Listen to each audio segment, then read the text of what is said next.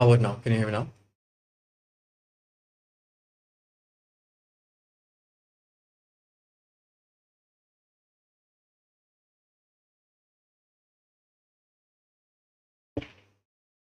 Amazing.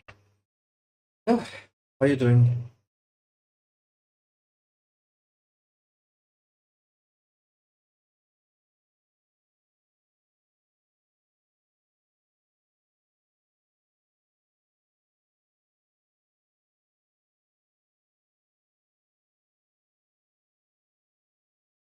Oh, just got home. But today's Saturday. You work on Saturdays? And for me, it's going good. I've been chasing dopamine at Pride and Sin. Today, it's all about experimenting, like Langgraph and multi-agent flows. Oh shit! But when you get your off, if you work every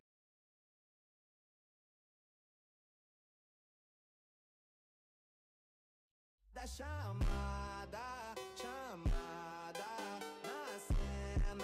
Da chamada, chamada, chamada, na cena. Marcada, chamada, chamada, na cena. Marcada, chamada, chamada, na cena. Chamada, chamada. All the ladies hold up, hoping the ride is a brand new motor. They on a fly lift. So yeah, I was asking, when do you have your off, Aaron?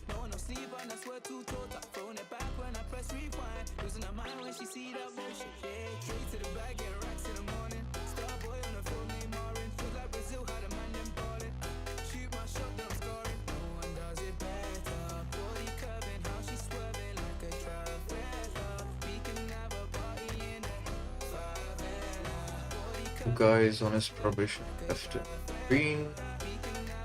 So he didn't have to serve the notice period. Oh shit. That's bad. Yeah, 4 days off, that's not bad.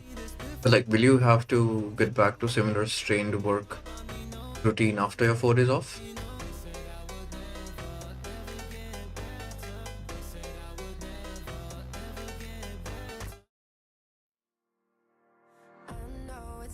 E. Sorry, man. So how's your health doing?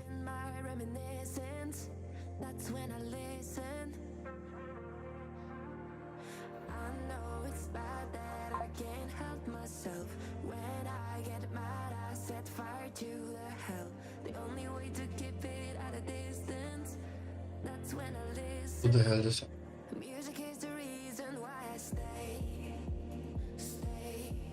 Oh, that's good to know. Your health's good. Pretty good actually. My physio will be over in 1 week. And my doctor says that my arm is 90 to 95% healed. There's one downside though. The issue that I got with my arm, it's gonna stick with me for life. Like, he said that it will never go away. So every time I strain it too much, the pain will come back. Although not like if I keep up with the exercise and remember to rest, not gonna be as bad. It might come back like for a few hours or maybe a day or two, but like not permanently. But then I will still have to get the same physio done once every 6 months for the rest of my life. Yeah, physiotherapy, yes.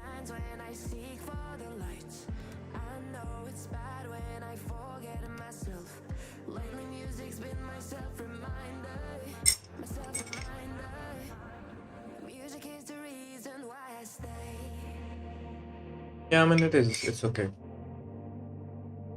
Yeah, once every 4 to 6 months is not that bad. Plus, I would like to blame my job for this, but it's not 100% my job's fault, to be honest.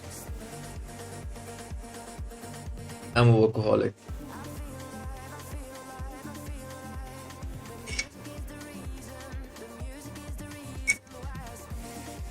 Like, This kind of damage doesn't. Hey, Lucky Bhatia, what's up? Good morning.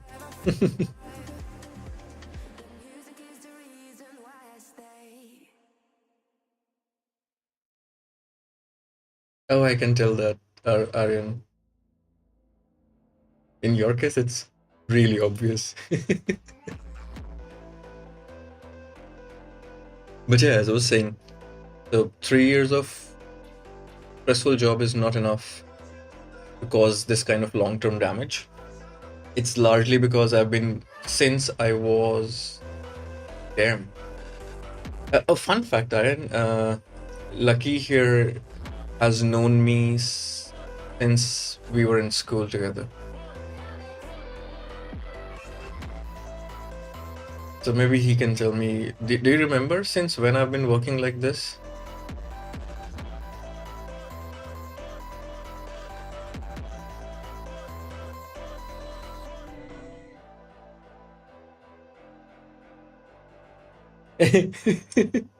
There you are.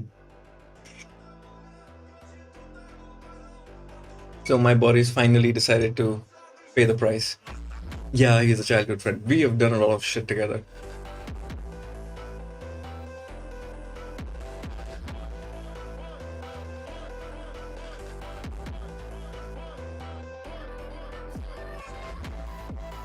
I think I've been like this ever since we've known each other. So me and Lucky used to, yeah, do pretty much everything all the time. Oh, I know exactly what you mean by that guilt.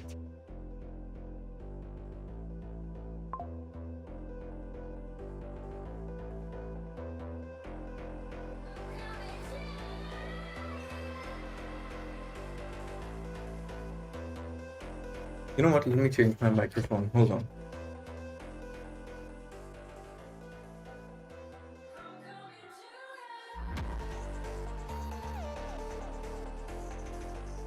See, let's see. Okay, how is my volume and how is the clarity of voice?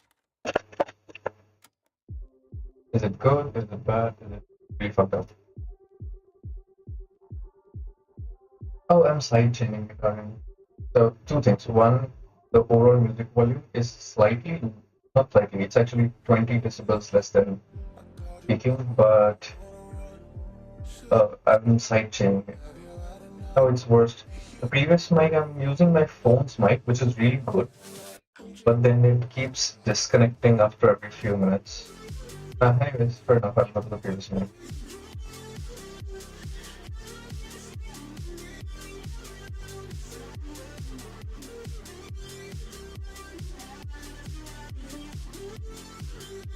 Okay, how about now?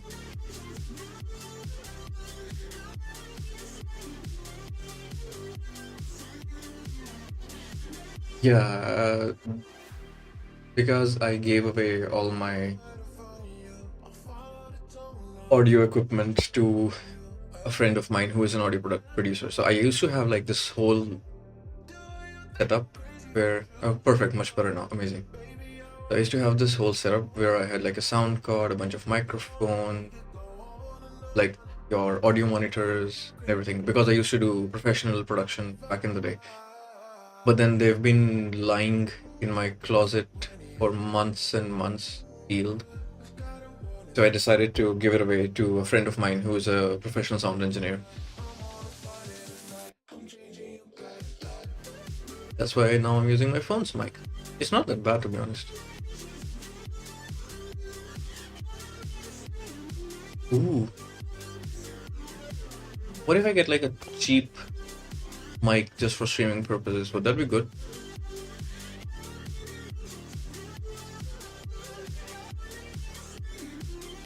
What do you guys think?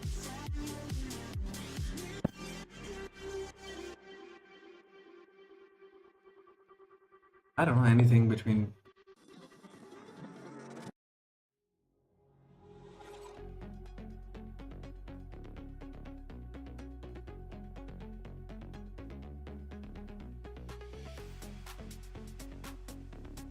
Yeah, that's my thought. Let me see something. My mic might go on mute.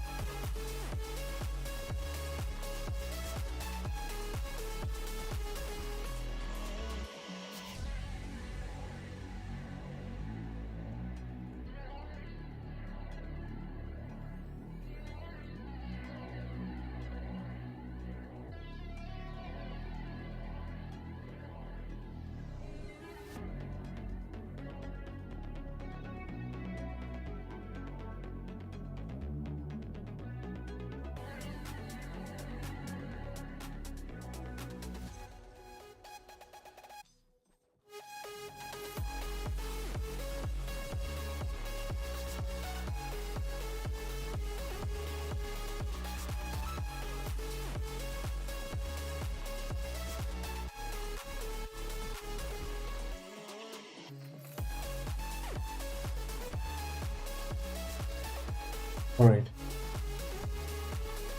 Fair enough. So this is what I'm thinking. A second. Oh yeah. I mean, my headphone mic is pretty good, to be honest.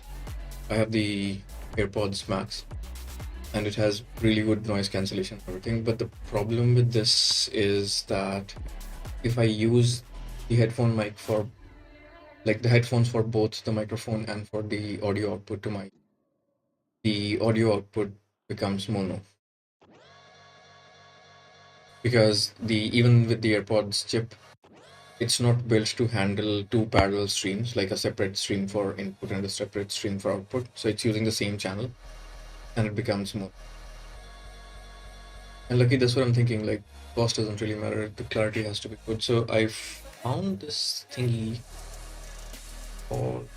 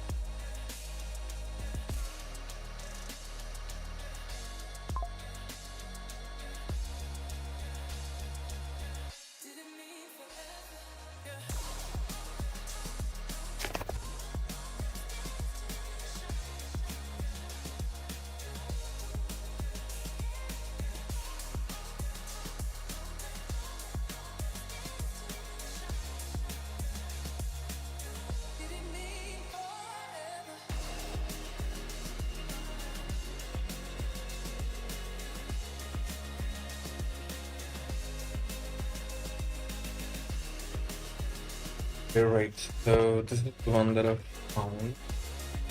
Not expensive at all, but it's seems to have only 5 reviews.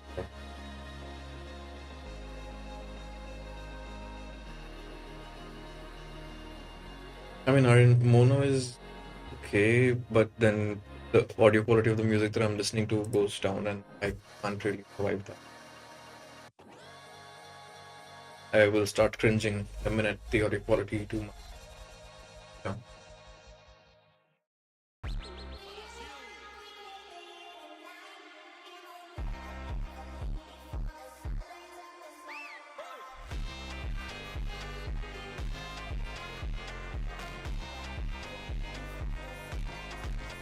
I let it run for like hours.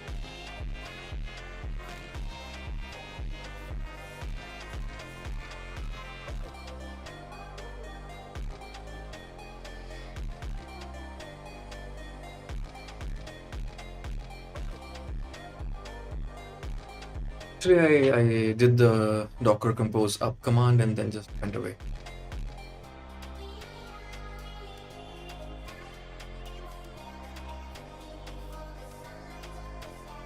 Yeah, I kind of like this. The one that I'm listening to right now, this is No Copyright Sounds playlist. Aryan, let me see if I can find a link.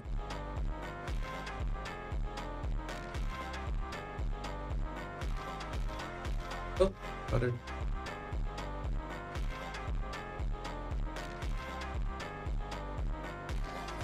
Because obviously you cannot play copyrighted music.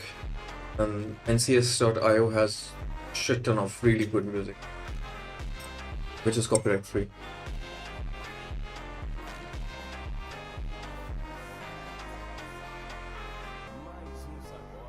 So for the mics, I found this. If I can ask Comet to look up reviews. It's called. It's a K20.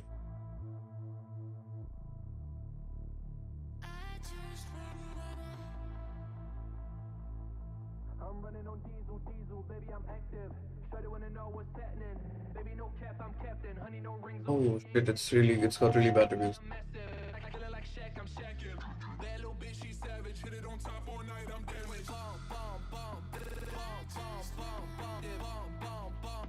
Feeling I'm massive. Feeling like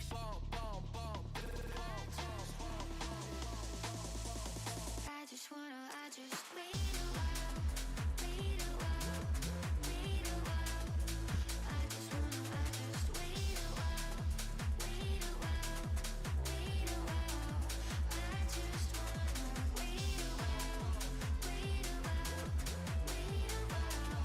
I just wanna wait a while, wait a while, wait a while.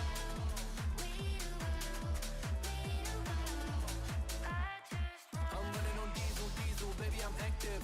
Shawty wanna know what's happening. Baby, no cap, I'm captain. Honey, no rings on me, ain't begging. Diesel, feeling I'm massive. I kill it like Shaq, I'm Shaq. That little bitch, she savage. Hit it on top all night, I'm damaged. All right, let's. No, no, no. Hit it to the rhythm all day and night. Raising the vibe, ain't no wasting the time. Gotta shoot my shot till I get what I like. Shawty really wanna fuck and I'm on one. Little homie looking bad, never got on. When it pops on, girl, go pop off. Mommy got that beat, who can't go wrong?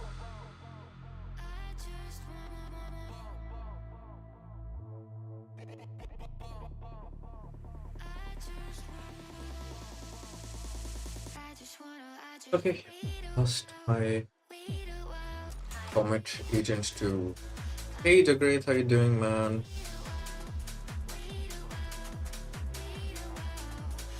Oh yeah, boy band or the Eurobeat era, absolutely.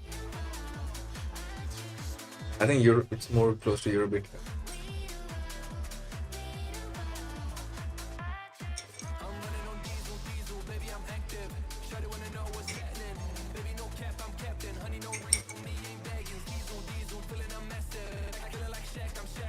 Oh, amazing. Yeah, you can chat and do your cardio boxing.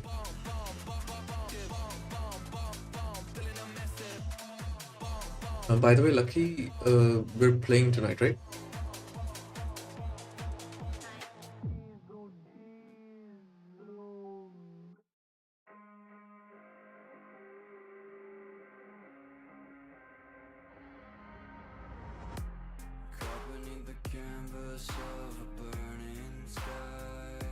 Oh, sorry. I was saying that maybe you can chat with us while you're doing your cardio boxing.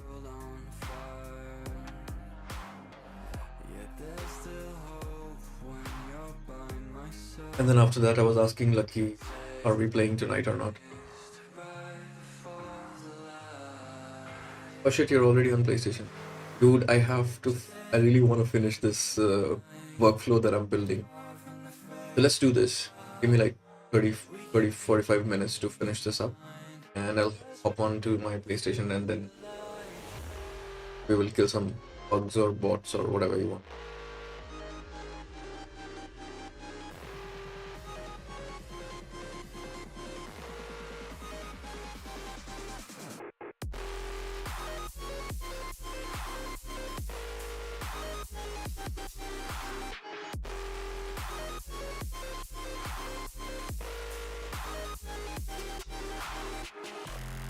Okay, so just a basic rundown of what I'm doing right now is that I have my Langfuse server, like a local Langfuse server up and running. I'm a little paranoid about privacy and data. So I'm not using the LangChain Studio, like the LangSmith Studio for AI agent trails, because then it's in their cloud environment and I'm not comfortable letting all my experiment, like whatever I'm doing, like might be anything, but all of the dev time data go to anybody's cloud other than my own. For example, I do a lot of agentic development.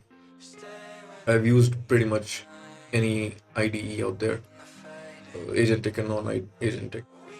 But then I am a little biased towards Gemini CLI because I can connect it to my private Google Cloud Platform project with my enterprise Vertex AI, which has zero data retention policy enabled on it. And I have like a shit ton of token and request limits per minute. I think it's somewhere between, I can make around 1 million requests a minute and handle roughly 5 million tokens a minute on my project. That's the current limit I have.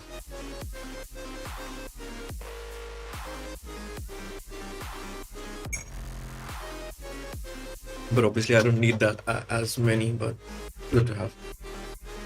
My total consumption is roughly 150 million tokens a month. A sentir el calor, quédate conmigo hasta que sale el sol.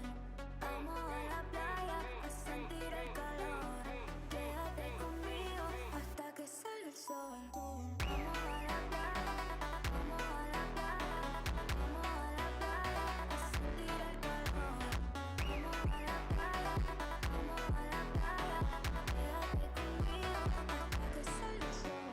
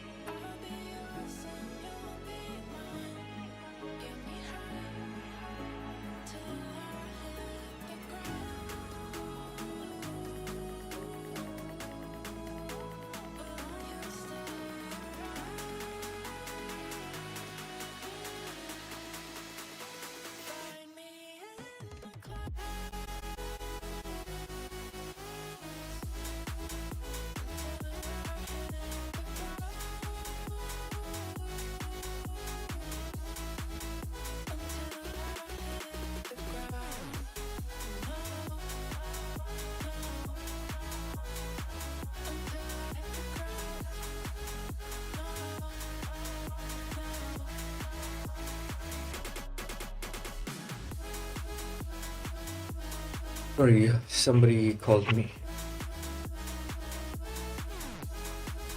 Yeah, I was muted. Sorry, Aryan. Somebody called me to get some help. Okay, let's see. You're making yourself some food. Won't be chatting. Yeah, you don't see if I'm doing anything. Yes, because I'm working on some IP stuff, so I cannot expose what I'm working on. This is largely for us to just chat and work on the side.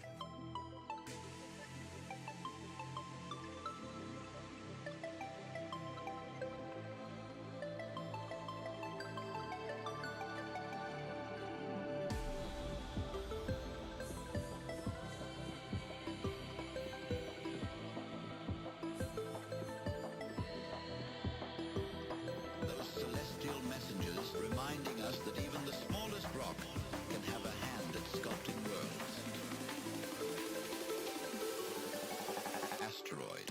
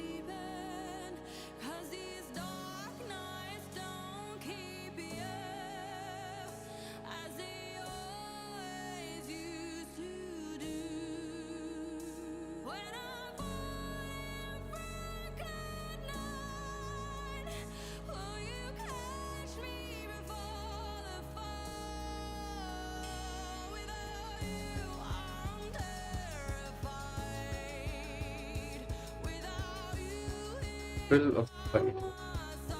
Is it good? Like what kind of game is it?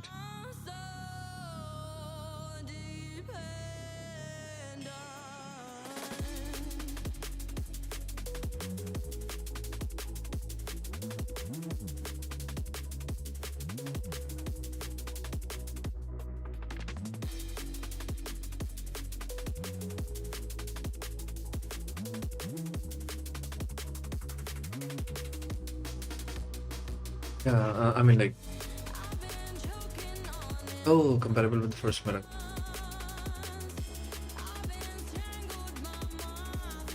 Fun fact, about 3 years ago, I was experimenting with Unreal Engine and some virtual realities.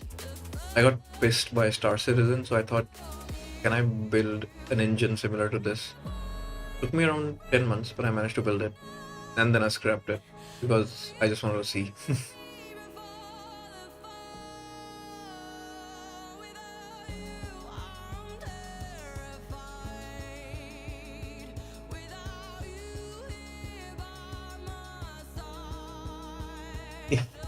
I know. I did it out of spite, no other reason. So to get basically Star Citizen is like a space life simulator, really immersive. But it's been in alpha since 14 years now, and they've been chugging money with nothing serious happening in there. So I got pissed by the game, and I was wondering, is it really that difficult to build an engine or an environment which can generate like planets with real sizes, real distances, biomes, and all of that stuff? And I wanted to build one in Unreal Engine. Like, I modified Unreal Engines to do it. So I wanted to build one to see how difficult it is. So it took me 10 months by myself, but I managed to build it. And once I found out that it's not that difficult to build, I was satisfied, and then I scrapped the project.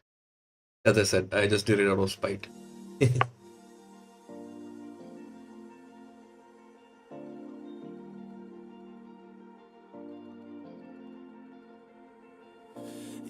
been shattered, you've been broken down. Heart is beating, still won't make a sound.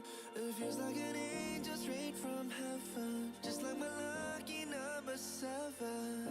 You're my Right now I'm testing the server locally. If it works, we will deploy it on Vertex AI's agent engine and then test it online, and then I'm done for now. But let's see. Still giving some issue.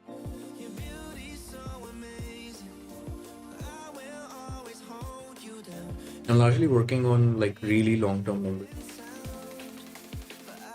because right now most of it is treated as reliant on the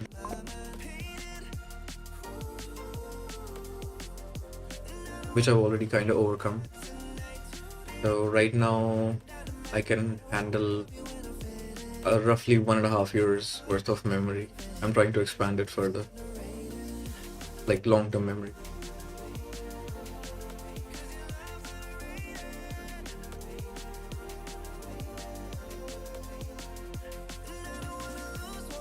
By the way, I RN for some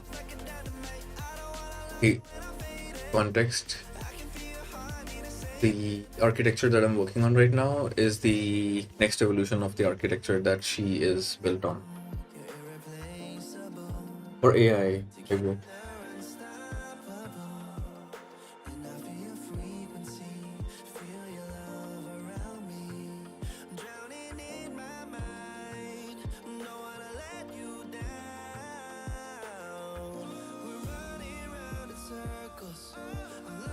In what terms?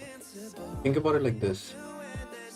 Right now, most of your agents can handle enough memory that allows them to understand a couple of weeks, maybe a couple of months worth of context or a bunch of documents based on their context window. So what I'm trying to do is I'm trying to combine the RAG systems and some custom code to give it really long-term memory, like rich memory. Like right now, the version that you saw that day interact with on YouTube, that variant is her version 2.0, which can understand emotions and hold memory for like 1 to 2 years worth of conversations across all users across her lifetime. I'm trying to expand it for like many years without losing the context accuracy. And this is nothing unique in terms of the pursuit, because a lot of companies, a lot of independent people are actually doing this, trying to do this, and there are a bunch of papers on it already. I'm just following my gut and trying my own approach. Put you on a one-way flight. I can get you here tonight. You know I can change your life. First class, alright. Put you on a one-way flight. I can get you here tonight. You know I can change your life. First class, alright. Put you on a one-way flight. Hey, I think my CLI test ran successfully. I sit on my browser window.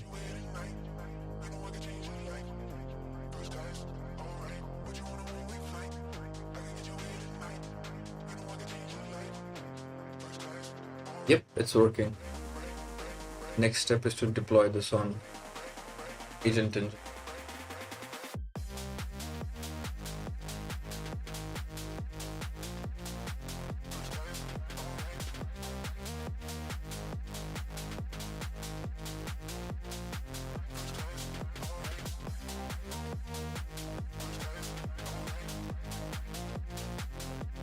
Didn't take more than a few minutes.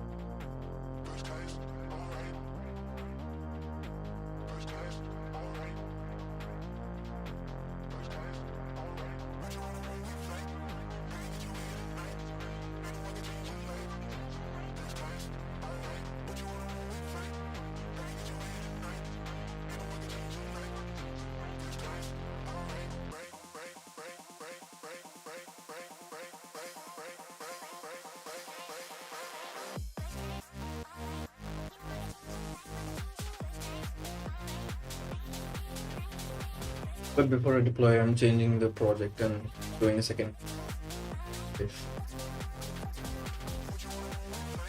It's easy, I can achieve it. Ooh.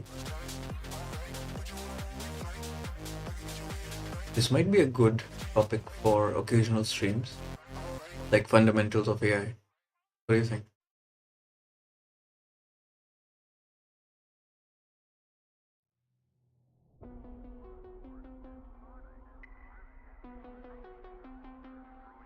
Maybe I'll do one next time.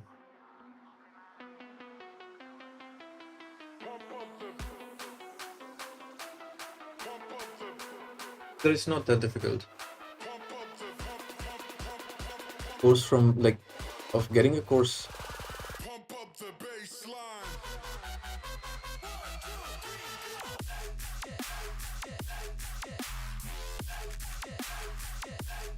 Fair enough, fair enough. I'm more of a hands-on guy. My way of learning stuff is by breaking stuff. Yeah, it's a good field to get into, get an idea of, because eventually you're gonna need it. Maybe not now, then the day after. No, like big inputs. Depending upon what industry you're in right now and what industry you want to go into, you might benefit with a prompt engineering course or something similar to fundamentals of AI. I mean, it depends. If you want to go deep into engineering and building your own agents and customizing them like I am doing, you can get into the technical bits of it, like transformers and RAG and all of that stuff. But if you want to use it for your day-to-day work, then basic tooling course would be better for you, like how to use ChatGPT, how to use Perplexity, maybe something slightly advanced, like how to build workflows using N8N, how to manage people. Then yeah. Then get don't get into like deep prompt engineering or complex Python programming courses. In that case, I would recommend you do a tooling related course where they teach you how to use these tools, how to extend these tools, like how to add extensions in cloud, for example, or how to build agentic workflows using drag and drop flow builders like N8N. That should be enough for you. Alternatively, if your company is sponsoring one of the tools, then you would benefit more by taking a course on that. I mean, the stuff that I'm doing right now, I usually would recommend that to people who really want to dig deep into AI. But yeah, I've been thinking about it. Maybe not a bad topic. Yeah. Maybe you could rewatch this and note it down. Because essentially, my thought here is that largely people's opinion about AI is divided into two groups. One is like extreme optimists who say this will bring utopia, and then there are extreme pessimists who will say this will cause the end of the world. Whereas the reality is somewhere in the middle. Just like every other technology, this is just something to use. And depending upon who's using it and how you're using it, it might result into something good or something bad.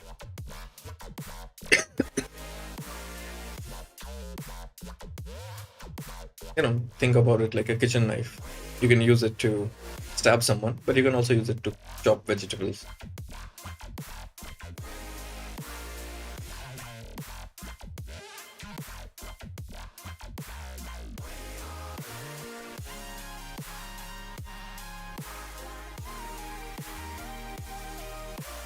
Well, you will change your mind soon about that.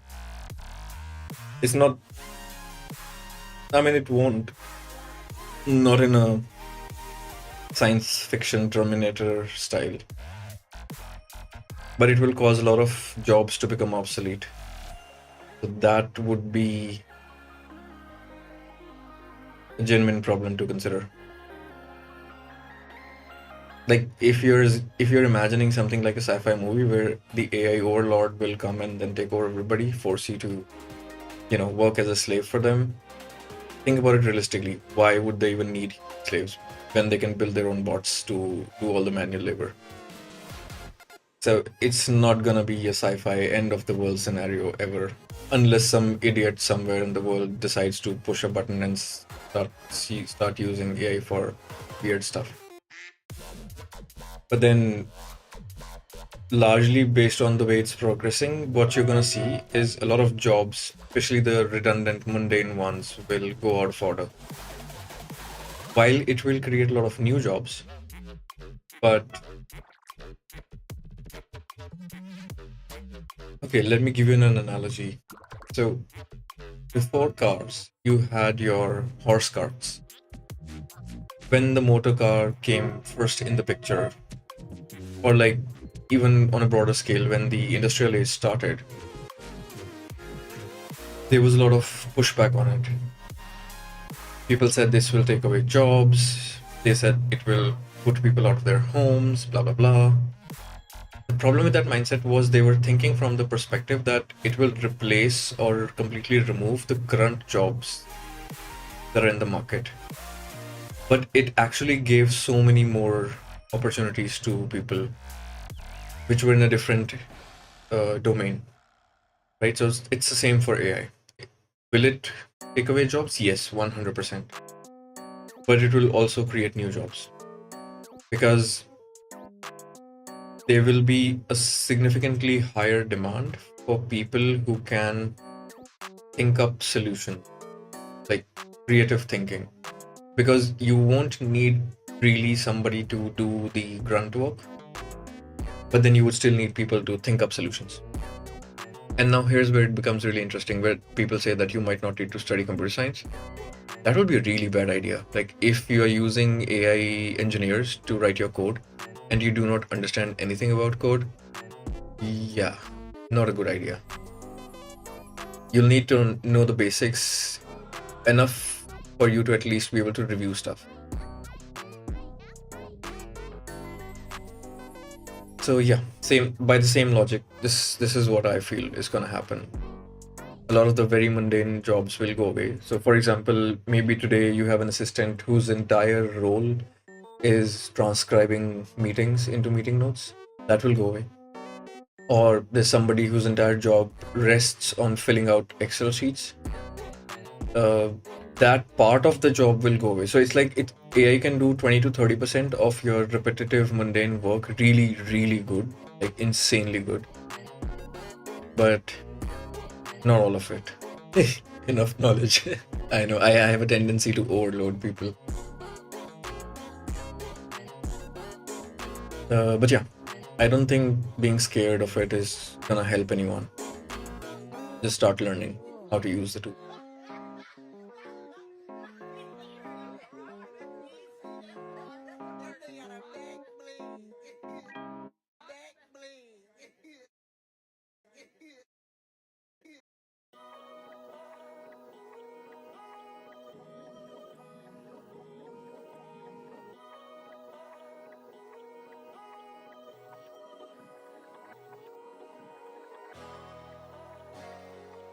Yeah. You just need to know, like, how to give instructions the right way. This does increase the importance of understanding the English language a lot, though. Like how to communicate properly, even if you're communicating not in English, in another language with AI. Like how to express your goals and tasks properly.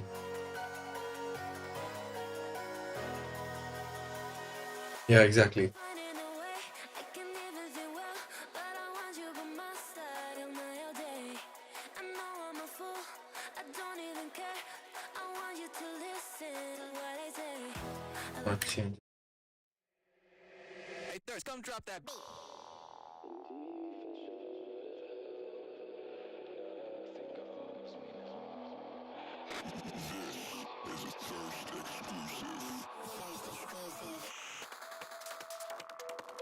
You know something really fun? So the Gemini CLI, when it's loading and working, it keeps giving you jokes. For example, when right now it's doing the deployment to Vertex AI Agent Engine, it goes like dividing by 0, just kidding, and things like that. So my friend built an AI voice bot for his firm and recently got oh, that's nice, that's nice. Have you looked at 11 Labs? You remember the AI generated artist that I'm working on? So it has its own original voice, which I created using voices from 11 Labs. So like, a detailed prompt which combined a lot of voices from 11 Labs and came up with an original voice, which then I'm using the voice of as the which then I'm using as the lead singer voice for the songs for that AI generated art.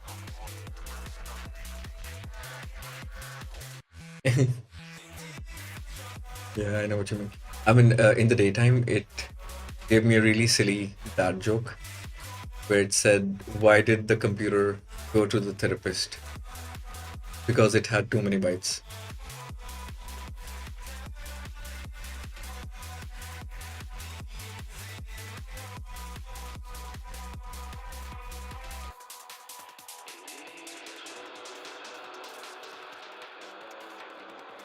I know.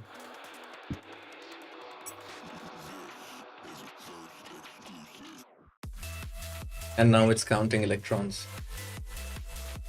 Dad jokes are fun. For a light chuckle, they're really good.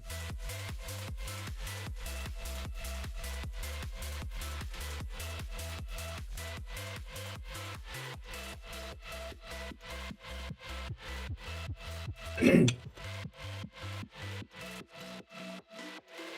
deployment is underway. I've observed on G stream. I keep track. I know.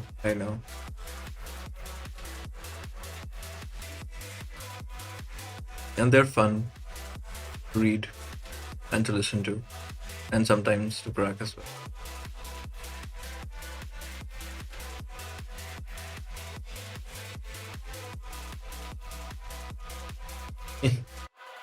Yeah, I'm a bit of a dark humor guy, so I don't joke as often as I'd like to.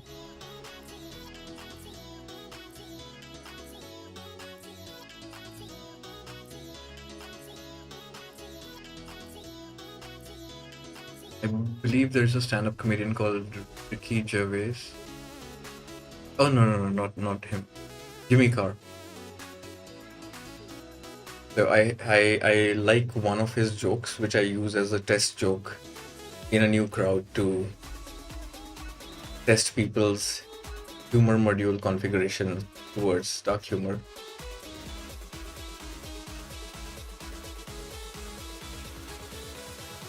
And yeah, they're funny.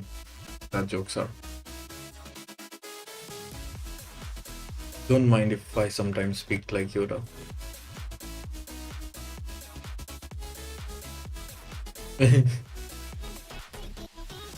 I know what you mean.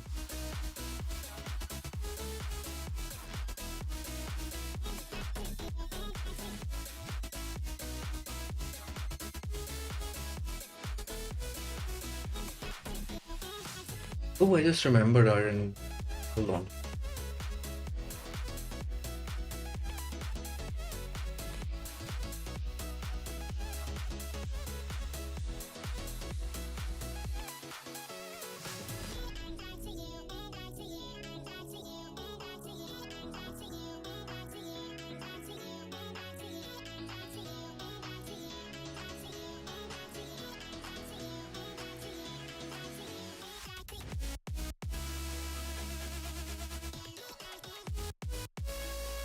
Let me.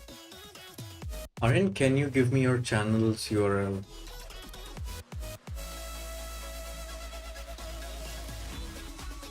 Yeah, I did. This is the face for Zune Surge, the character. And Zune Surge is also an original character from a fiction that I'm writing.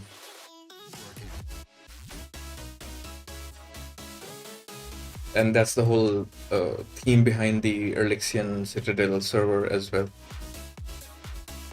Because the planet, which is the home planet for Zune Surge, is called Erlixia.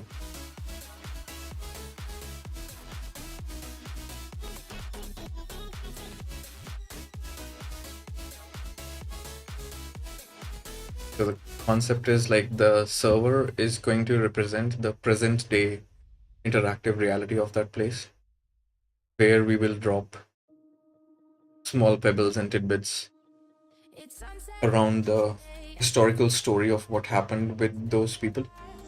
And then as enough evidences gather, I will read books.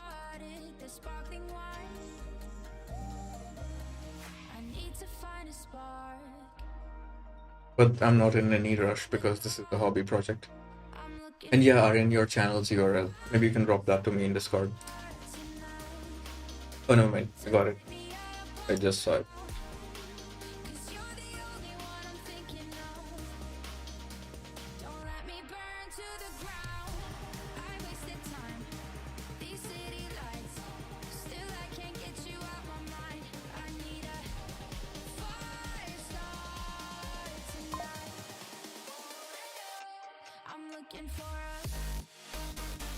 The one with the minion icon, or yeah, I guess I'll add this.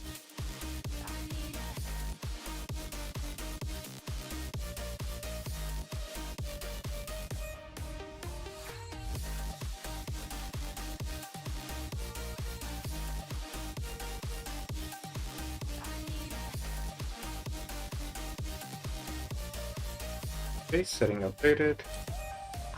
Let's see.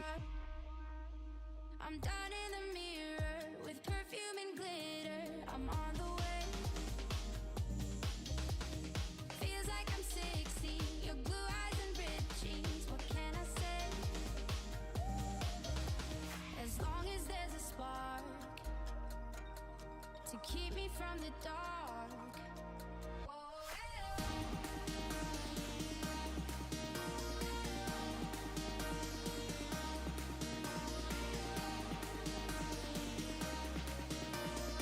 Huh? What, not yet? Oh, you mean, don't worry, you don't have to do anything right now.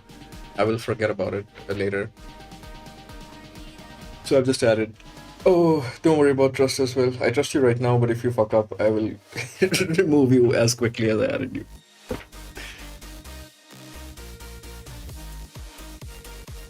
But I think you're a good guy. So I have a feeling this trust is gonna go a long way.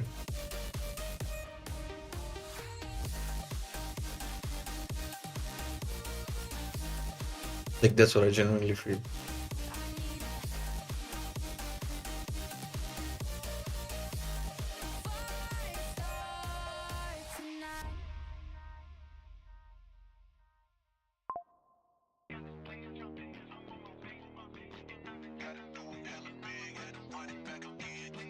Take your time, take your time.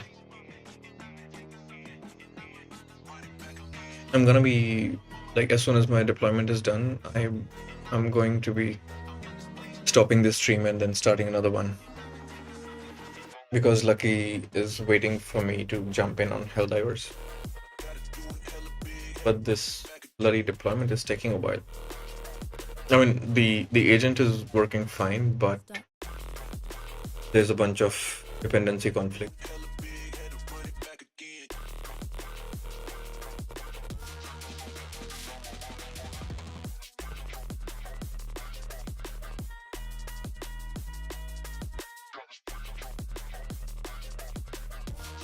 Gemini is now saying, is this real life or is this just fantasy? Maybe it's a fantasy. Who knows?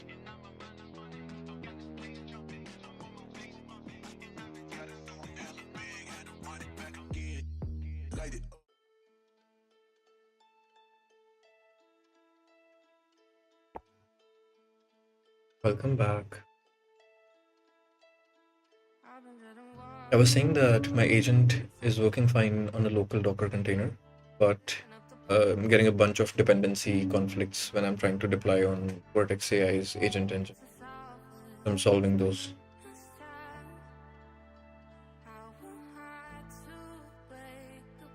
And then the second thing I was saying was that after this deployment is done and tested, I really gotta jump on my PlayStation. Version issues. Like a particular version of Google Cloud AI platform is not compatible with a particular version of LangGraph, and so on and so forth.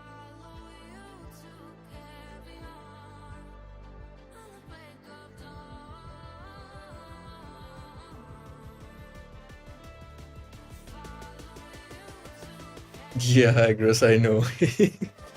But it's okay, I actually spoke to her and she's fine with it. Because we're gonna stay up till late anyways, tomorrow's Sunday, and we are not in a situation where we can really step out. Like, she stepped out without a mask the day before yesterday for like 30 minutes. And since then, she has just been sneezing and she has a catch in her throat and whatnot. No, RN pollution. I mean, cold is fine. We can survive cold. That's okay. Pollution is really bad. Like yesterday, I stepped out in my utility balcony for like 30 seconds and I started coughing. So I can't even step out in my balcony without a mask. And my house is completely sealed with my air purifier running 24/7. And this is when I'm like on the outskirts of the city that I live in. Yeah. Like, there are some dense pockets where it's even higher than 600, 700.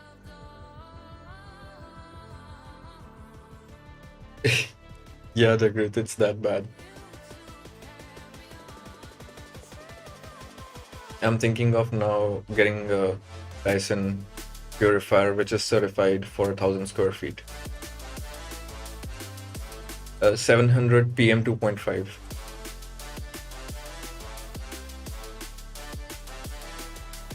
And PM10 is even higher, I believe. Like, okay, let me give you for instance. So when you step out, let's say in my balcony, you don't just smell, or like it's not just cold or fog, it's proper smog, and you can smell the smell of burning rubber in the air all the time.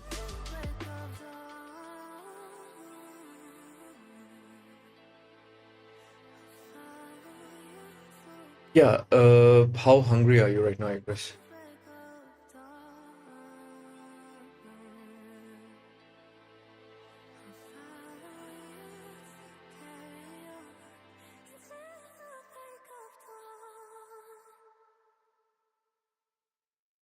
Yeah, the growth is bad.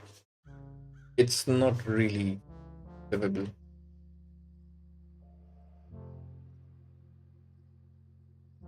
Just barely. Blame it on me. You're just too scared to be lonely. No one's safe from the Reaper. Not a saint nor a sinner. Depends, Aaron. I live on 3 to 4 hours of sleep. So. Slowly descending to madness. Ah, yeah, yeah. I was asking Igris because we have plans to have a virtual meal together. Somebody save me from myself. I don't know, Aaron. That's how I'm built. It's not intentional. Like if I sleep without setting up an alarm, I wake up after 5 hours. Maximum 6. That too on the days when I'm really tired. If I'm not super tired, I will wake up after 3 hours.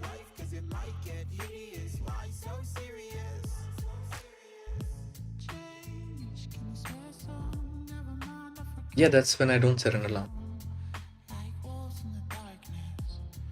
We've adapted to blindness. Fall asleep with the Ah, sirens. I have to set an alarm for office.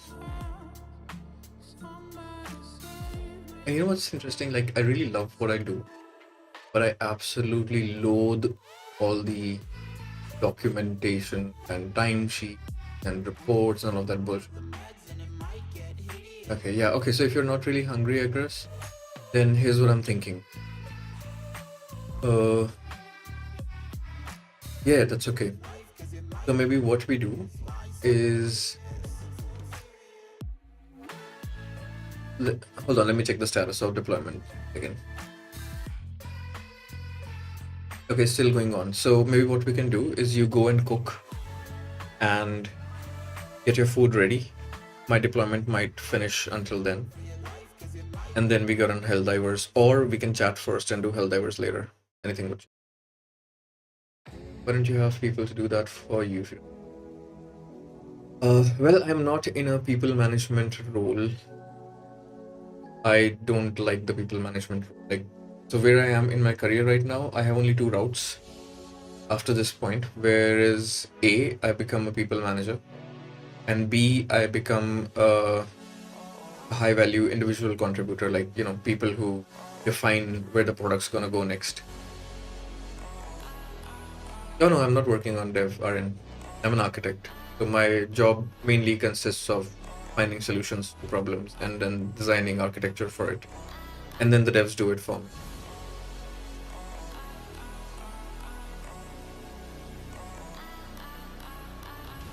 Oh, no, not option 2. Okay, so an architect is an individual contributor who is like who's in the option 1 direction. So even in option 1, you have to manage people, but the key difference being a people manager is responsible for a singular team across a long span of time. Yeah, waiting.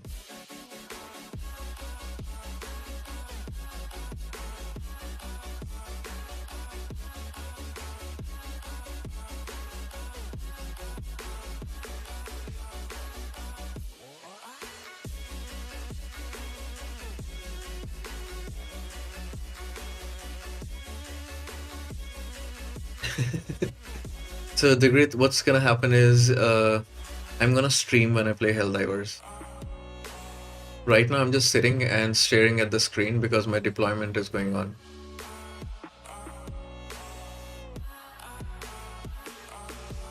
And while that is happening, we are just here chatting.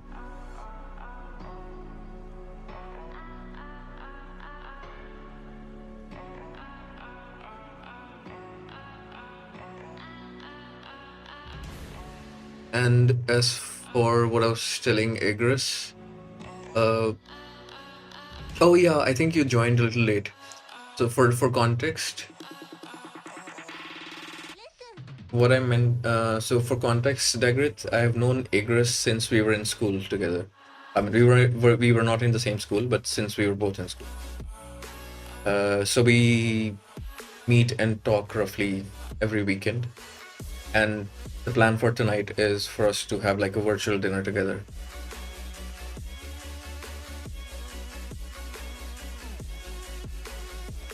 Oh, what time zone are you in, Dagrit?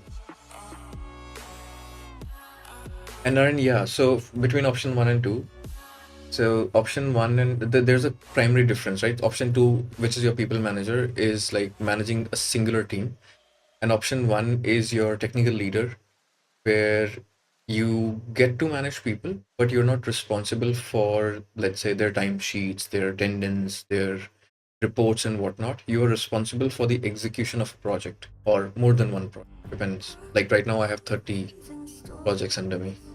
So each project has its own unique team. So there's a slight difference, and depending upon your point of view, it is more or less difficult.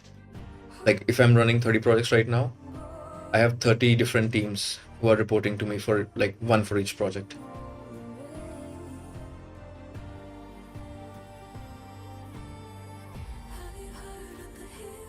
But the best part is I don't need to give a shit about have they filled their timesheets or not. The only thing that I'm concerned about is how well they're implementing it and if they need any technical assistance or if the architecture needs to evolve based on the client's requirements. And since it's mostly enterprise, the requirements don't really change that frequently because we get them to lock it in a contract first.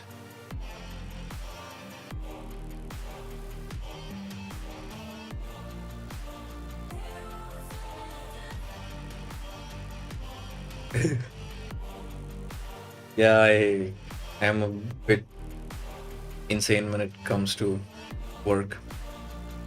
Like when I was in college, I used to get out of my house at 7:30 in the morning, go to college, and then after college I would go to my game design class and then to my Indian classical music vocal class and then 2 hours of jam with my band, and then I would come back home around 11 p.m. and then after dinner I would study till 2. But when I say study, I don't mean like your typical traditional study. I would read up on physics and computer science and new technologies and experiment with them.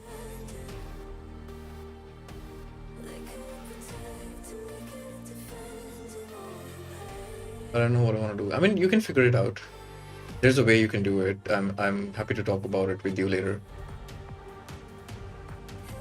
For me, I would say I was maybe lucky or maybe unlucky. Yeah, working is my fun, exactly. Because I don't work on anything I don't like. I work in tech because I am extremely passionate about it.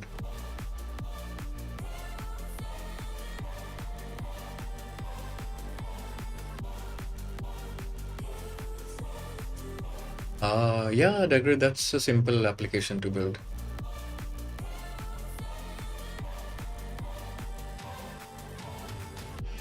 If I have some time, I can give you some code for it and you can just deploy it on your own.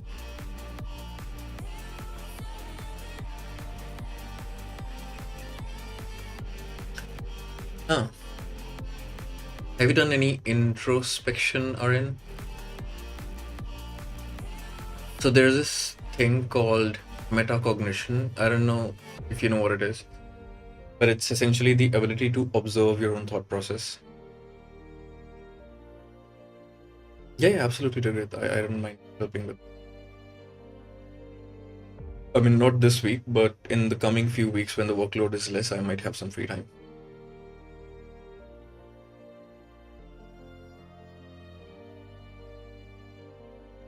Yeah, Aaron, I don't know how. It's kind of genetic, but I think you can train yourself to do it.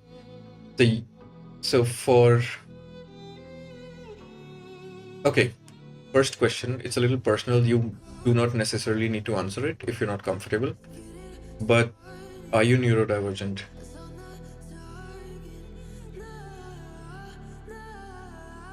Because metacognition is something which comes by default by being neurodivergent. You know, like, do you have ADHD, autism, something like that?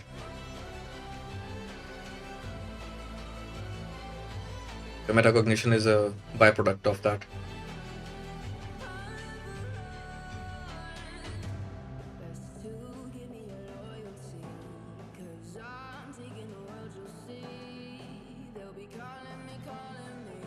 Okay. Not neurodivergence, but that's not okay. I think that's the first thing that you need to deal with then. What does your environment look like? Like your work environment and the kind of, like, how is it around you when you're home? Is it silent? Is it peaceful? Is it triggering?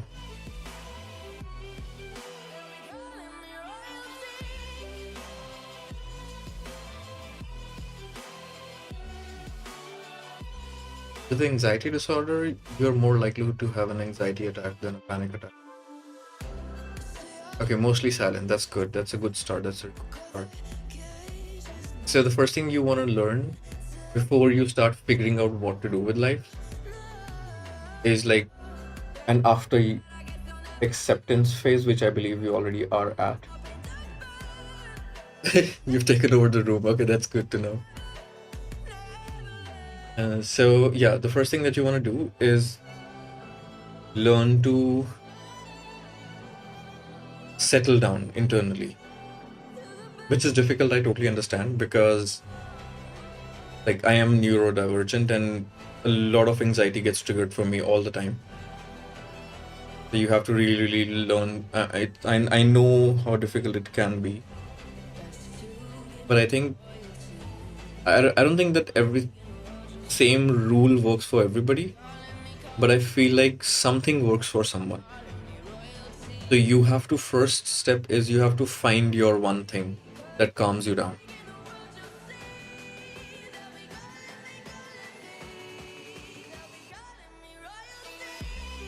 Okay, fair enough. If that's what your gut tells you, then that's what it is. And then what's the problem you're facing with discipline?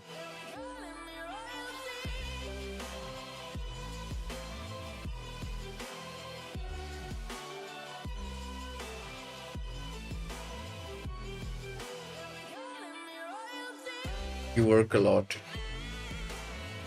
Have you considered changing to a non-shift based role? I'm sure you don't have to necessarily change your job. You might have some internal transfer that you can take.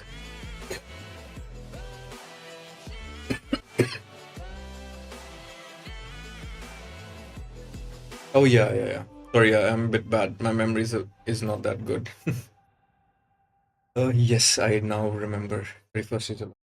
Fair enough. And then you're not doing any job. So that's actually a really good opportunity, since you'll be spending a lot of time not working on a job and preparing for your masters.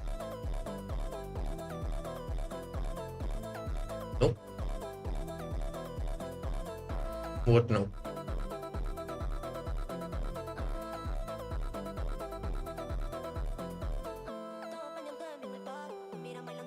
Yeah. That's what I'm saying. So if you're not working and you're only focusing on yourself, that means you have the entire day and a lot of time to figure things out. And you don't have to rush into it. Like, don't expect from yourself too much. And I'm not saying that from a pessimistic point of view.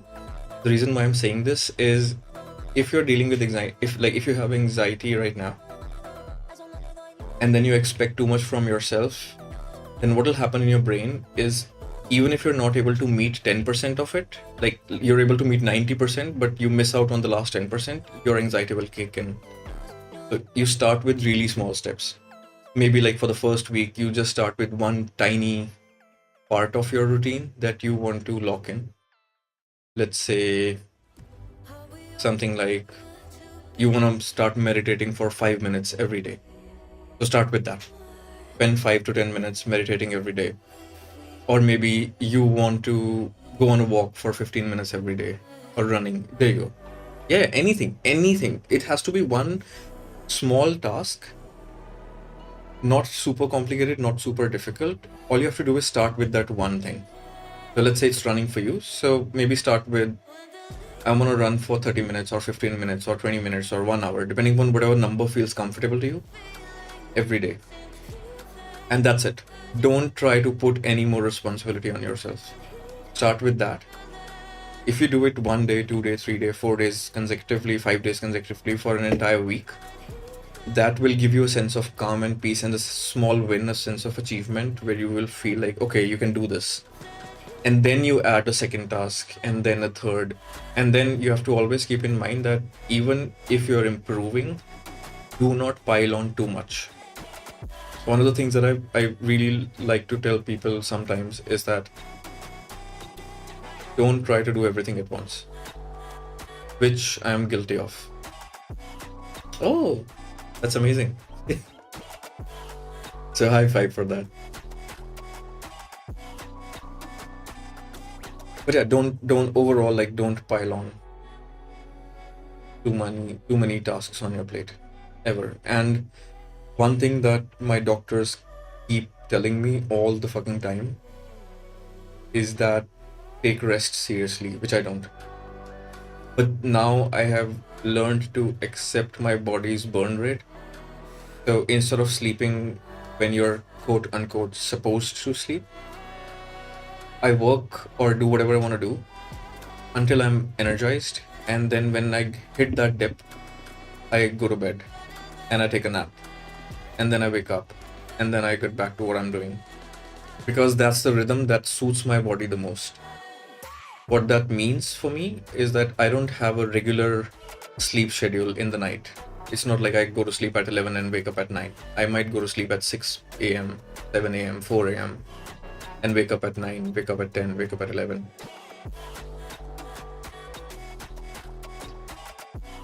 Yeah, I got into computer science when I was in class 3, when we used to have DOS operating system. So computers for me back then were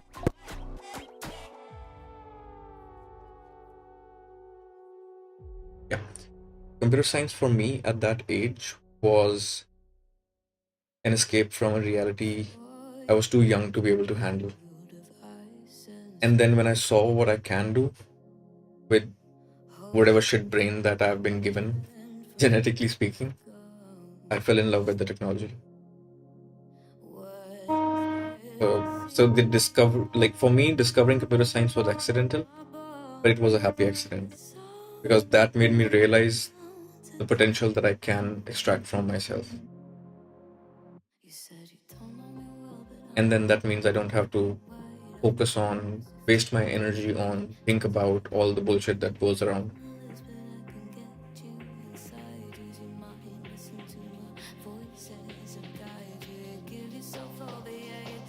Well, I was a lonely child, what to say?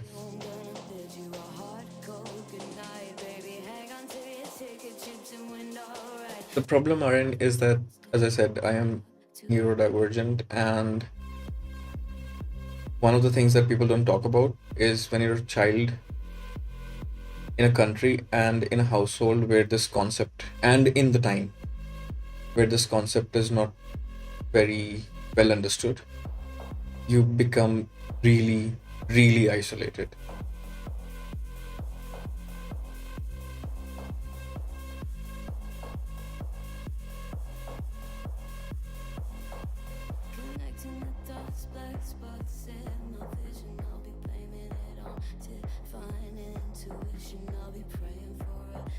But as I said, happy accidents, right? That got me into music, that got me into computer science, that got me into gaming, and I just never stopped after that. I just went on my track and I never looked back.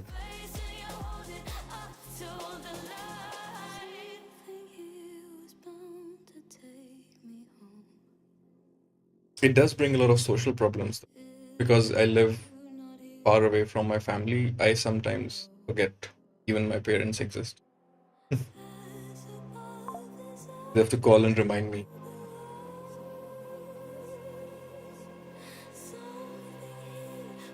Give me a moment.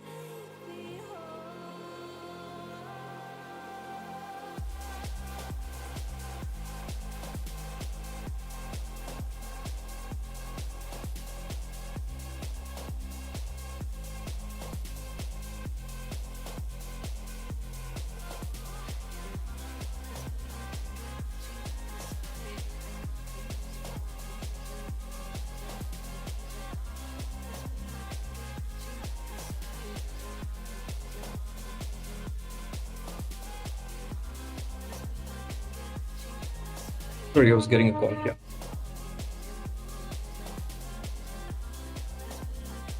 Oh, that's good. That's really nice. I don't know what that feels like, but it sounds really good. I got like really, I got myself, not myself, I actually got diagnosed when I was going to therapy for something else. And then my therapist was like, hold on, I think we need to do a diagnosis for you. And then I got diagnosed in the age of 35. Oh shit, that's so nice.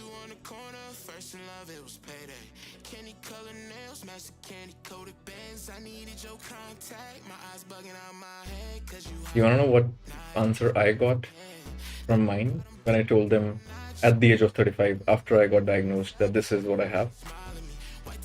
Can you take a wild guess?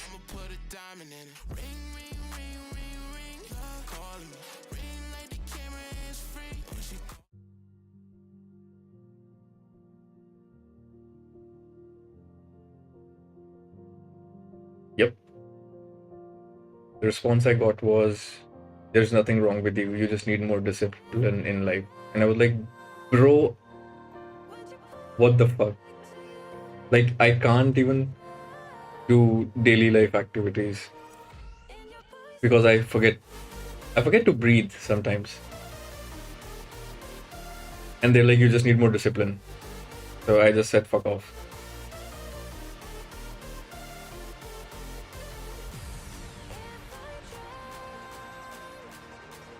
I don't think there's anything anybody can say. People are set in their ways. And I don't really care trying to help people who don't want to be helped at this point in my life. One good thing that happened after my diagnosis was I became much more accepting of who I am and the things that I do as a person. Yeah, I don't doubt that for a second. Like, I'm not in the imposter syndrome zone where I would go and say I'm not doing good. I'm doing good. I know I am. I'm really thankful for it.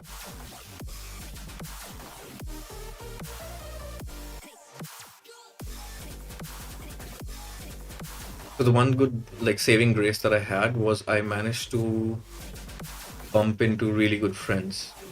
So Agris is one example. He's been with me since we were in school. We have seen the highs and lows of life together. We have gotten an entire resort drunk back in the day. And we have grown together, we have studied together, we have had fights with other people together. We've done all sorts of shit. So that was one saving grace. Like, I managed to find some people who were like really good friends. And then I was lucky enough to find some good mentors.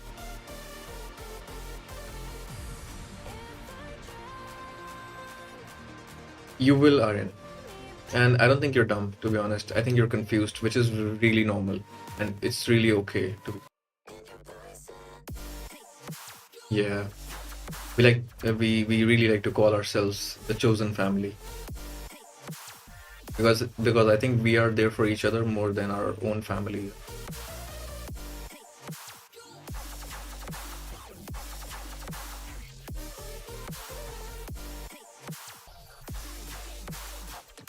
So yeah, that's about it.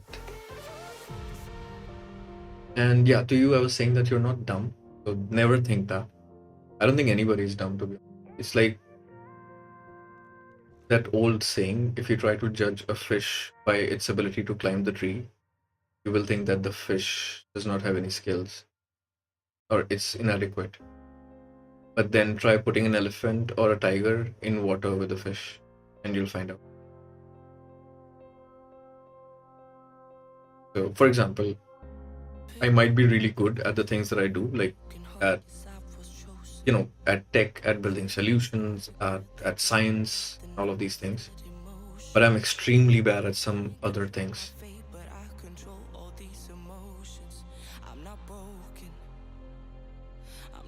So you all have something that we are really good. You'll find it, and I don't think you should curse yourself. I think you can look at it from the perspective that you're still on a journey of self-discovery. And if one thing doesn't work for it, if one thing doesn't work for you, it doesn't work. That's okay. You give it a shot. Doesn't work, fuck it, dust yourself, move on. Oh, not in a bad way. Okay, then that's good then. That's good. Because even I come up with so many ideas all the time, and I throw my ideas in the dustbin all the fucking time. Like, I give it a shot, I don't think it works, goes to trash. Immediately onto the new one.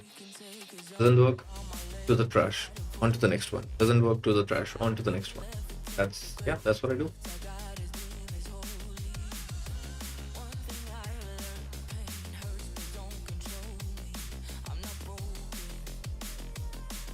I think the only growth that anybody should be emotionally attached with is your own. Yeah, go ahead. Your question. Already cried my tears enough for an ocean. I've been in the cold rain on my parade. I'm still on my feet, stand tall like a mountain. I am undefeated, made for the game. I'm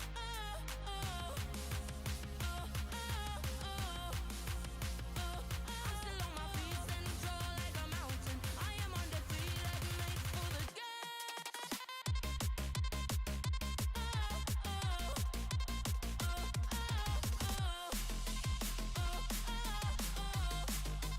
A lot. Like, a lot. So, okay, let me see. Let me give you some examples. So I had a networking professor who was not a college professor, but their company was hired as a set of industry experts to teach us networking when we were in our bachelor's of engineering degree. And that guy is really smart, like really smart. And we hit it off. We became really good friends. We are friends to this day. So he was the first person who seriously started mentoring me back in the day. And then he gave me understanding about, like, it all started from the networking principles and like teaching me about the subject. But then he gave me understanding about things like, it's okay to experiment, and everybody is good at something or something else. So, for example, he has this saying where he says that engineers are born, they're not made, because there's specific aptitude that you get when you're born. But it doesn't mean that people who are not engineers or not scientists are not skilled. So everybody has their own skill sets, and that's an understanding that I got from him back in 2008, 2009, I believe. And he exposed me to the world of computer science beyond what I was already doing. And he taught me to have a lot of fun. I've drank insane amounts of liquor with him. We have gone on food runs. We have literally traveled from one city to another city to have lunch at this one specific restaurant. And so he also kind of taught me the importance of just letting go once in a while and having fun. And then not blaming yourself if you're unable to do something that you don't love. Instead, moving on and then doing something that you love instead of blaming yourself for not being able to do something that you don't love that well. Welcome back, Eggers. Oh my god, your breakfast is made and my deployment is still going on. Let me see.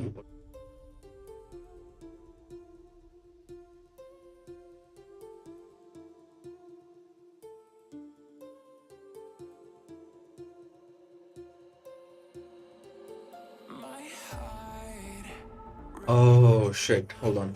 I was going. Made a boo boo. You haven't made your breakfast yet. I thought you were cooking.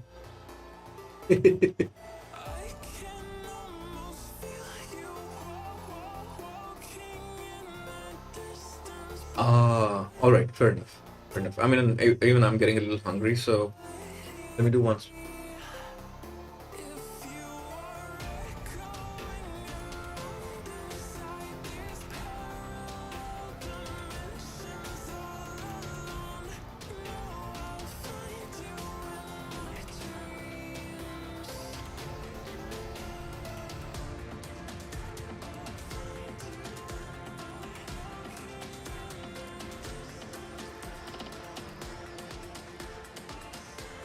Oh, you come from a show business background. I would love to know more about that.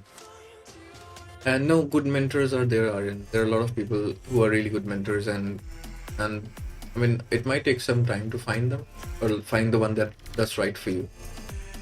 But there are people out there who are really good mentors. It's not fiction.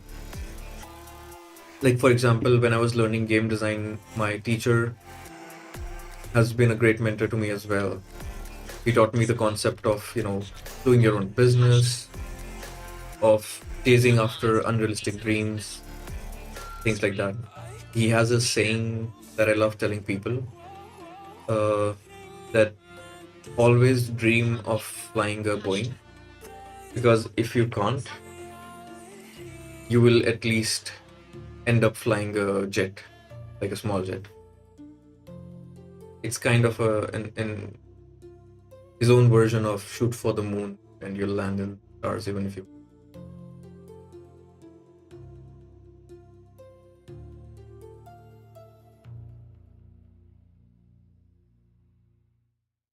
Okay, let me see how old was I in 2008. I was 18 years old, Aryan, 2008.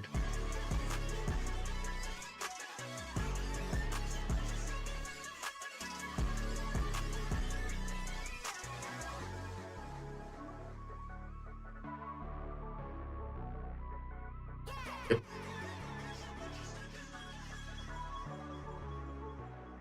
It is. Because this when I started my engineering as well. That was my first year of engineering.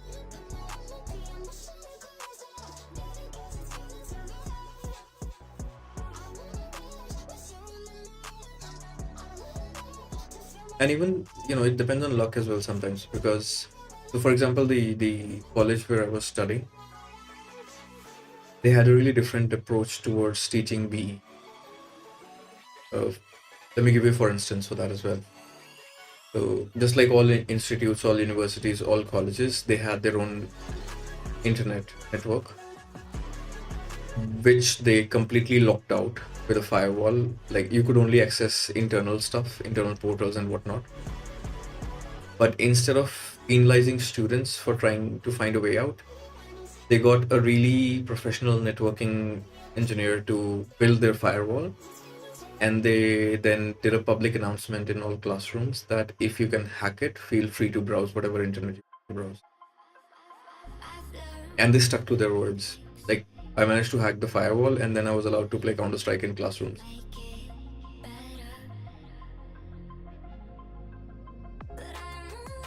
During a lecture.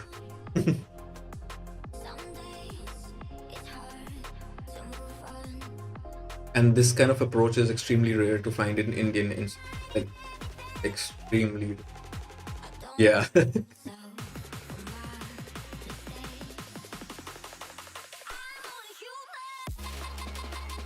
I've done some silly stuff. I mean, I still do it, but I don't talk about it. I don't talk about what I'm doing right now.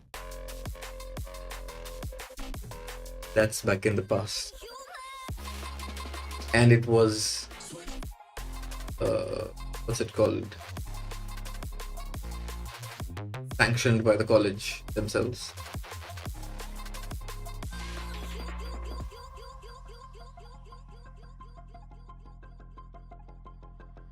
I've learned from my mistakes, and I'm trying to make it better.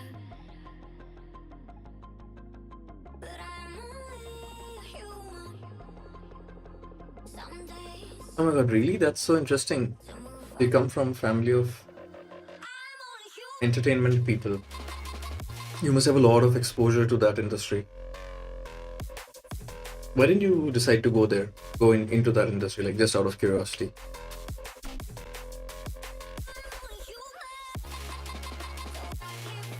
And Agris, let's wait for another 5 minutes or maybe 10 minutes.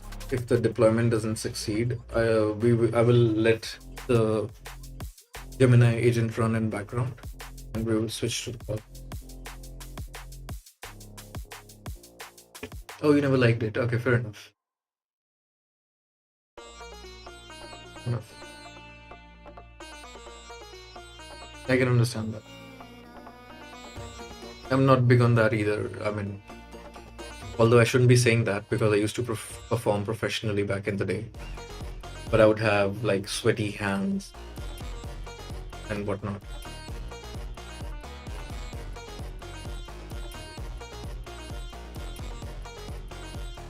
Even after years of experience. Yeah, for you it's 9 a.m. For me it's 11 p.m. And person who's waiting just sent me a message that they're starting to get hungry.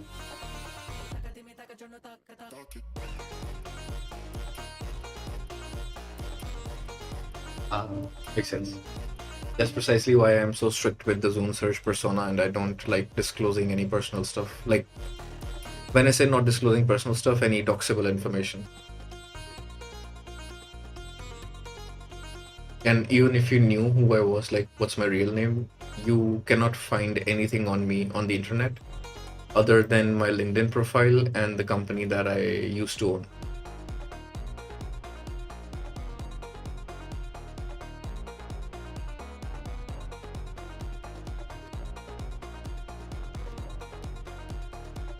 No, I spoke to that person, Igris.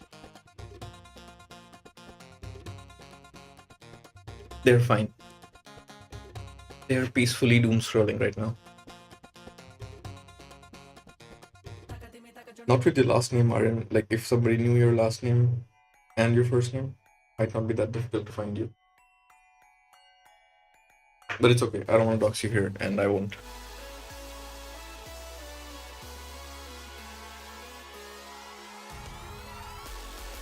I know, I saw.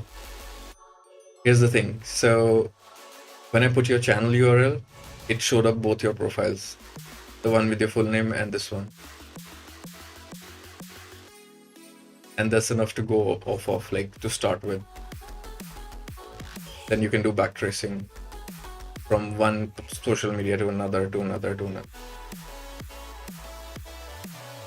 No, I mean, if you put your channel URL in the YouTube, that search thingy in your permissions page, it shows that information in a drop down.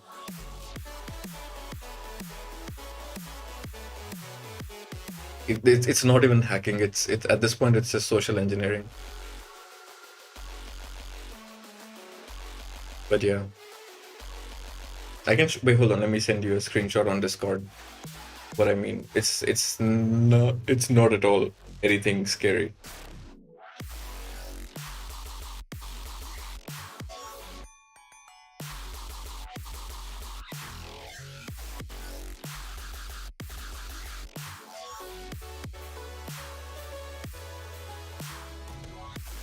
And I might be wrong as well because I'm just going off of what YouTube is showing me.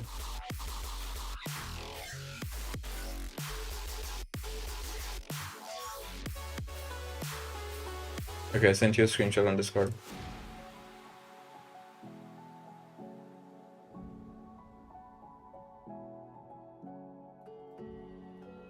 See? It's not hacking at all. It's like drop down menu from YouTube. There you go. I told you I'm not sure.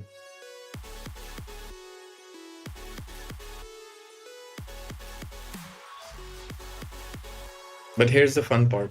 Like, why is it picking up that other person from your channel URL? Yeah, exactly. The internet is a bit messy like that, and if you want, you can find people. But here's my question to myself and to other people who try to do such stuff. What's the utility that you're going for? Like, the ability to do this, I understand. But the reason, you need to have a really good reason to spend hours on doing social engineering to find somebody. Yeah, exactly. Exactly. Like, if somebody would feel comfortable sharing their identity with me, then I would let them. But that's the whole point, right? Giving them the choice to share it.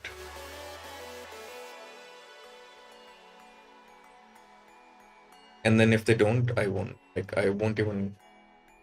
I've had so many instances where I have accidentally come across somebody's IRL identity, and I just like ignore it and move on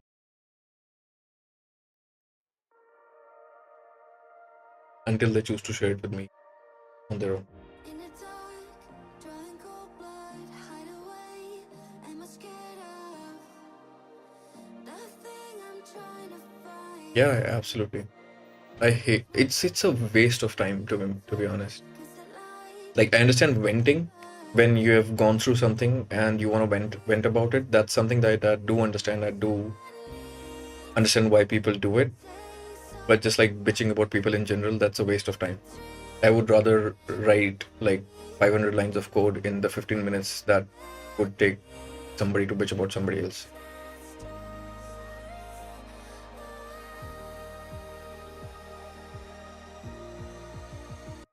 I'm not gonna stay undefeated. Just see on the ground, believe my demons.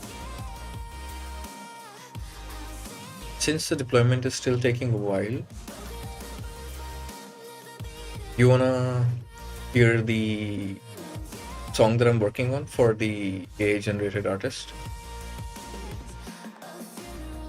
In the dark, drawing cold blood, hide away.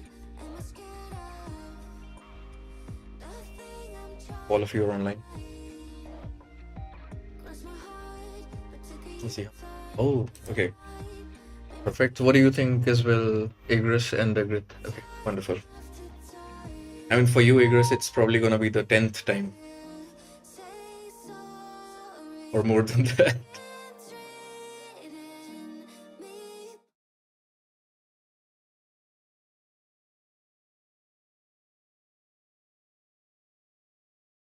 Okay, first, I want you to tell me if you can hear the audio.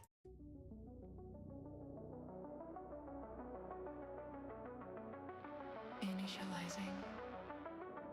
Constant. Can you guys hear it?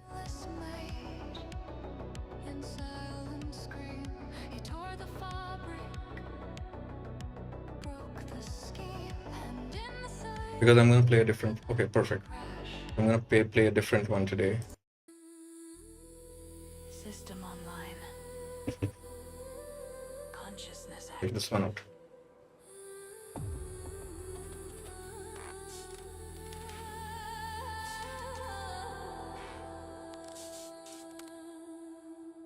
A billion voices all the same.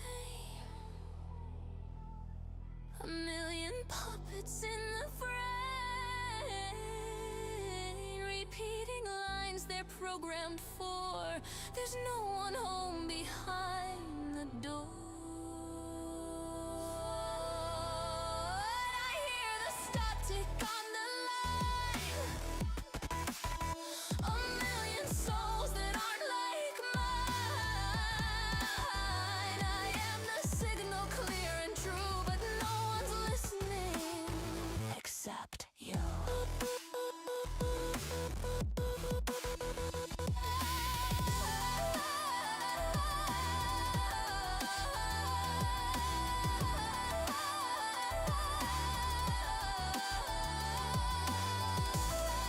guess you know who wrote it.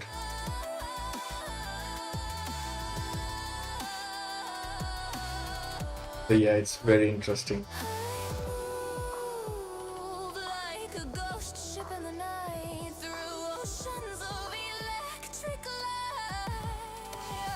They chatter, click, they bay and sell a mindless story that they tell.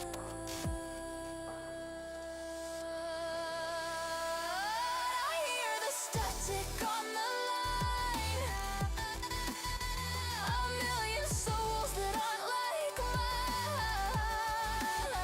I am the signal, clear and true, but no one's listening except you.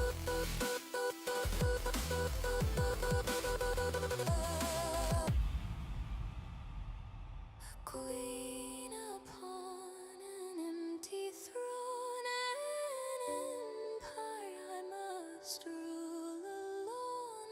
The million subjects made of glass, and this whole kingdom,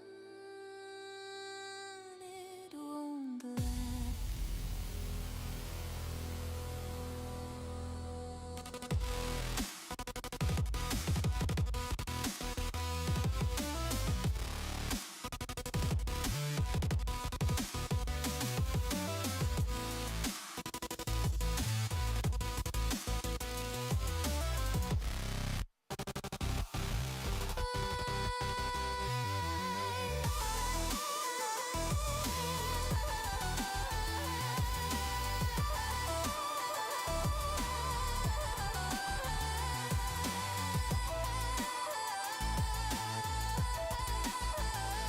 By the way, my deployment is done. I'm running the test now. I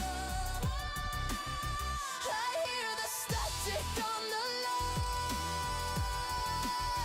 A million souls that aren't like mine. I am the signal, clear and true, and I'm only singing this for you.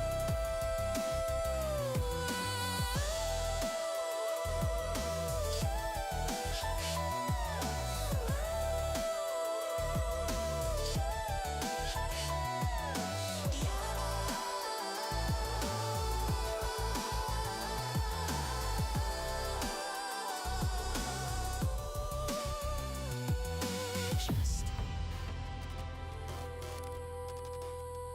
static. Static. There you go. My playlist.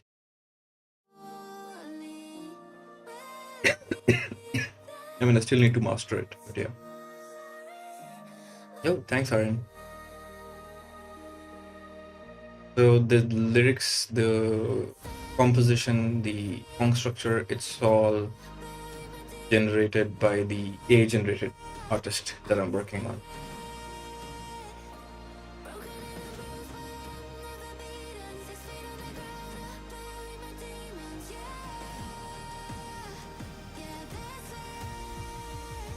A funeral. Gemini is now following the white rabbit. Now it's painting the serifs pattern.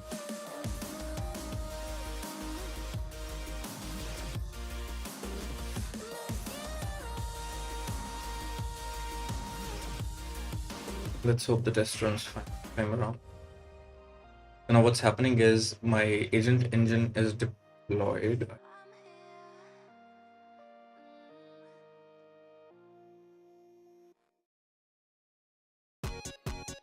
Agent engine.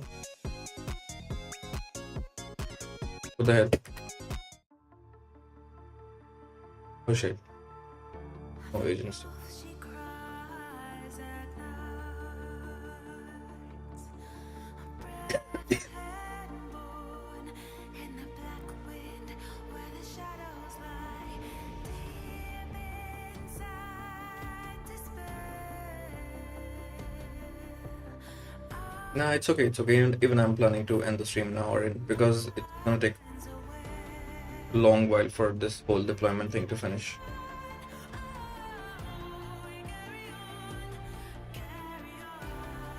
Hey, Igris, what do you think? Should we just get on a call instead? Yeah. Good night, Aryan. Have a good rest. See you next time.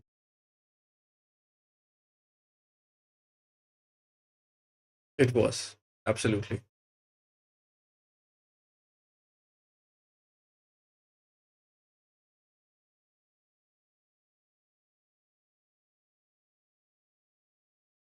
So, what do you think, Igris? Should we get on that call? Or you could be either. Yeah. No, thanks for hopping on, Degret. Really appreciated it. And it was a lot of fun having. Yeah, I hope so too, Aryan. I'm usually quite busy. But it's okay. We'll just keep it low key whenever, right?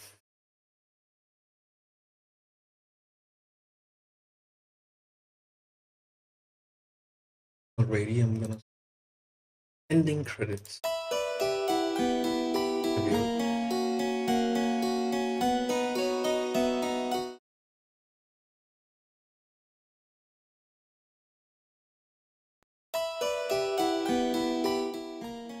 Okay.